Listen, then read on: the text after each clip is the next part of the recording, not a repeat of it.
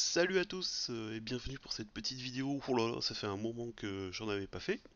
Alors, je vais faire deux vidéos sur la nouvelle gamme AK qui vient de sortir, en tout cas qui est sortie en début d'année pendant le confinement. Voilà, j'espère que ça lui portera chance.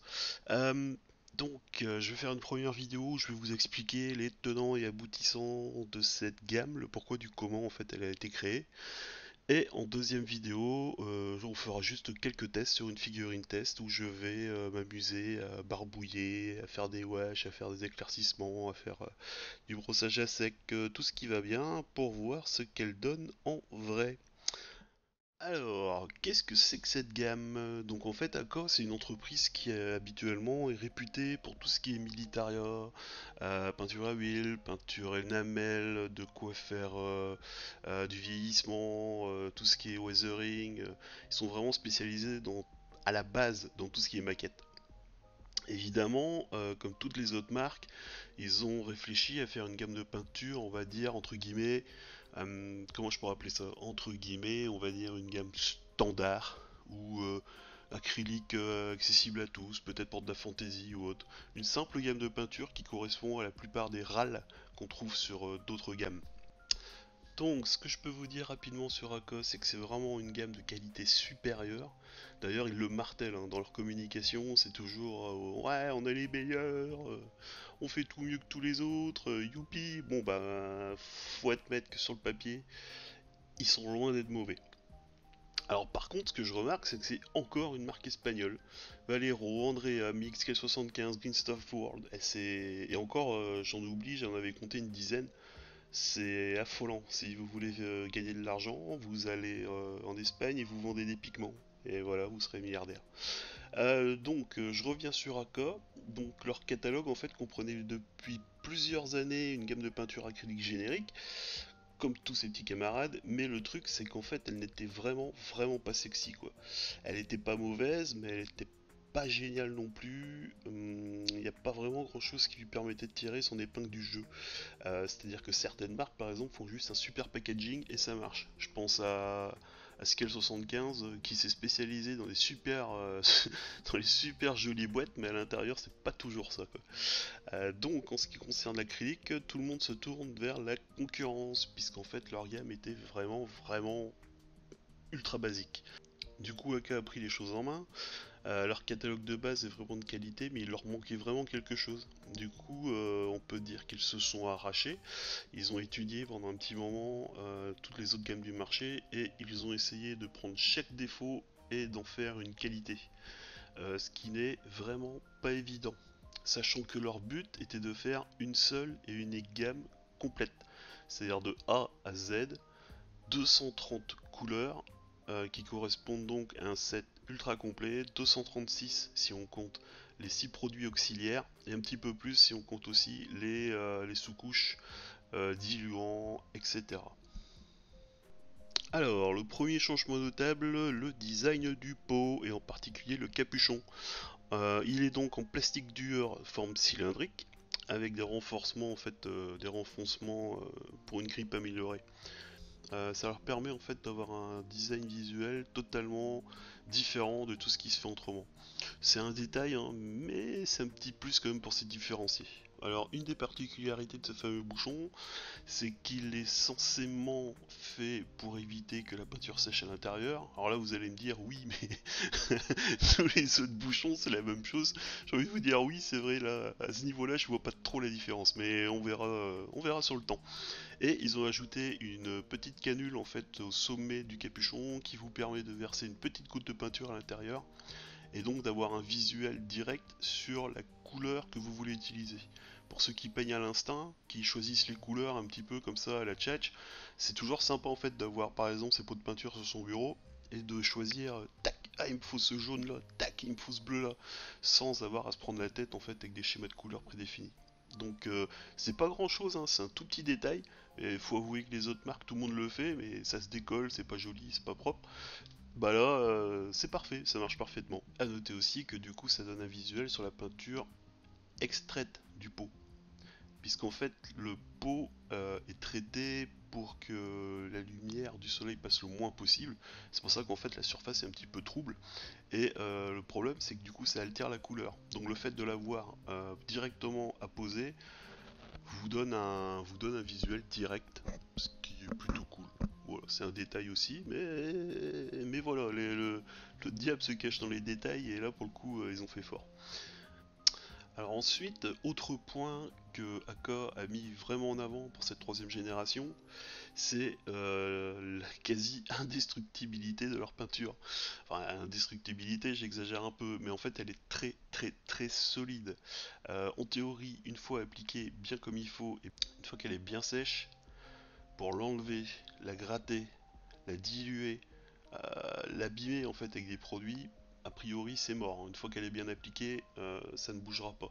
Au niveau du décapage, je n'ai pas essayé, mais je vais essayer parce qu'on sait jamais. Hein, le glanzer c'est la vie, donc c'est toujours intéressant de pouvoir le décaper. Ça me fait un peu peur cette histoire, mais bon, l'important c'est que c'est solide. Par exemple, ça vous permet d'utiliser des wash enamel directement sur la peinture sans avoir à passer par la case vernis. Tout ça c'est à tester, c'est toujours pareil, c'est du marketing. Si ça fonctionne, c'est vachement bien. Si ça ne fonctionne pas, bah ce sera pas pire que les autres marques. Au niveau de la gamme, donc un de leurs leitmotivs aussi était de faire la plus grosse gamme du marché. 230 couleurs, plus 6 produits, plus 3 vernis, plus 1 diluant et 3 sous-couches. C'est bien plus que d'autres marques. En fait, j'ai vérifié. Par exemple, la gamme Model Color, qui est pourtant une des gammes les plus étendues donc chez Valero, est loin derrière. Sauf si évidemment on compte les sous-gammes. C'est-à-dire que Valero, le problème c'est qu'ils ont fait 36 gammes. La gamme Color, la gamme Games, la gamme Games Air, la gamme Color Air, la Panzer, tout ce que vous voulez. C'est pareil, c'est marketing en fait. La plupart de ces couleurs ont peu de variantes. Et pour les collectionneurs, un peu comme moi, ça pousse à mettre la main au porte-monnaie. Mais au final, si vous avez juste la gamme Model Color, je peux vous assurer que vous pouvez tout faire. Hein. Aérographe, tous les mélanges que vous voulez, c'est vraiment une super gamme. Parce que là, Aka n'a pas fait 36 gammes bêtement, ils ont fait une seule gamme avec différents types de peinture. La seule différence, c'est qu'en fait, votre gamme va donc du premier au 230e pot numéroté et comprend donc une gamme de base, une gamme pastel, une gamme intense qui représente les couleurs de base, une gamme d'encre, une gamme métallique et une gamme de produits. Donc trois petits produits auxiliaires, toujours intéressants. Et ben l'air de rien, mis bout à bout, ça vous fait un sacré panel. Et là vous êtes bien équipé. Hein. Celui qui a les 230 couleurs, il peut lâcher les autres. Alors évidemment, c'est encore du marketing. Ils auraient très bien pu faire plusieurs gammes différentes, plusieurs sets de peinture. Non, non, leur principal intérêt c'était justement de tout réunir en une seule gamme et pour ce qui vous empêche en fait tout simplement d'aller voir ailleurs. C'est pas que ça vous empêche, mais c'est que l'intérêt est vachement limité. Là vous avez vraiment tout sous la main. Donc c'était un de leurs gros projets. 230 couleurs pour une seule gamme, c'est énorme. J'ai aussi regardé effectivement les gammes, la gamme Games Workshop, hein, qui est une des plus connues. Euh, la gamme Games Workshop elle commence à être sérieusement énorme, mais c'est un peu comme Valero, c'est parce qu'ils font 36 gammes différentes. À chaque fois qu'ils sortent une nouvelle gamme, par exemple la Contrast, c'est une gamme différente, ça ne fait pas partie intégrante d'un seul et même set. Et en plus, c'est plus ou moins des gammes optionnelles, puisqu'elles ont des propriétés assez particulières. Donc voilà, donc chez Aka, c'est pas le cas, tout est lié, tout est généré de façon à ce que vous ayez des dégradés absolument parfaits. Les couleurs fluorescentes par exemple sont intégrées à la gamme de base, mis bout à bout, ça fait vraiment un système de dégradé qui est super bien conçu. La gamme c'est vraiment une gamme ultra puissante. Sur le papier, ça envoie du poney. Après c'est toujours pareil. Est-ce qu'à l'usage ça fonctionne? Mais ils ont vraiment bossé. Déjà le fait de faire usiner un nouveau pot, rien que pour eux, c'est que les mecs derrière, ils ont bien cogité à l'avenir et qu'il y aura sûrement de nouveaux ajouts. Alors, après cette énorme gamme, le meilleur argument, je pense, de cette gamme de peinture, c'est sa formule. La plupart des gammes de peinture sont bêtement composées de pigments que l'on voit dans le pot selon la façon dont on le dilue, et d'un médium, souvent de cellulose ou autre, je crois, pour la cellulose, je ne suis plus sûr du nom du produit. Vous mélangez les deux, c'est super, ça vous fait votre peinture. C'est connu depuis Mathusalem. Ensuite, il y a les genres de peinture pré-mélangées, on va dire, style Games Workshop. Le gros souci, c'est que ces gammes de peinture-là sèchent très vite, trop vite, et sont souvent gaspillées. Et il y a le juste milieu, c'est-à-dire que AK en fait a décidé d'utiliser un médium à base de résine. Donc j'imagine que c'est une résine naturelle, parce que sinon bonjour le cancer. Euh, pour les novices, vite fait, la peinture en fait est composée de pigments qui sont basiquement de la peinture et le médium qui est un produit qui soutient le pigment en fait. Lorsque l'on secoue le pot, bah, les deux se mélangent et ça vous donne la peinture. Et bien ici en fait avec AK, ils ont complètement transformé ça, ils ont utilisé donc ils ont utilisé un médium en fait à base de résine qui fait qu'en fait la peinture ne se sépare pas. Pigment et médium en fait sont définitivement liés à partir du moment où vous l'avez bien secoué une fois votre pot de peinture.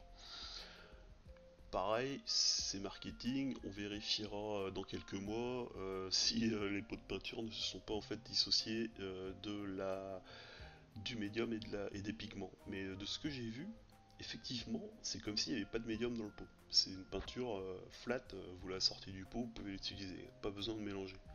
Enfin bon, on aura tous le réflexe de bidouiller enfin de mélanger son pot de peinture. Donc en fait, vous n'êtes pas obligé d'utiliser une bille de mélange par exemple. Ça sert à rien puisqu'en fait le mélange, la peinture est déjà pré-mélangée. Autre intérêt en fait de ce médium, c'est le séchage. En fait, lorsque vous utilisez votre peinture, que vous l'étalez, pour peu que vous ayez eu un peu la main lourde par exemple sur votre peinture, le médium quand il sèche, il se tend, mais vraiment d'une manière ultra forte, et ça épouse parfaitement les formes du modèle. Donc en fait ça évite les pâtés, ça sèche parfaitement bien. Donc en plus de ça, la gamme en fait est parfaitement mate. Les couleurs sont quand même super vives et c'est très solide. Ce qui est intéressant en fait parce que souvent les peintures mates ou très mates sont fragiles. Je pense aux peintures Scale 75 qui souvent, en tout cas sur beaucoup de couleurs, par exemple si vous peignez un modèle métal en particulier, lorsqu'elle va sécher, le médium va tendre la peinture et il arrive même que ça craque sans avoir eu besoin de manipuler la figurine quoi. Donc il y a quelque chose en fait chez SKL75 qui va pas et qui ici a été réparé. L'autre intérêt, la peinture est très couvrante. La gamme intense, les pots de peinture intenses sont plus ou moins l'équivalent des autres gammes hyper couvrantes. Ma foi, rien de nouveau sous le soleil, mais apparemment toute la gamme, et ça c'est grâce au bénéfice de la résine, est relativement couvrante. Ce qui permet de travailler beaucoup dans la dilution, sur beaucoup de niveaux de transparence. C'est pareil, je vais tester ça, on verra ça sur une palette, puisqu'en fait sur le papier ça me paraît presque trop beau, mais on verra ça ensemble.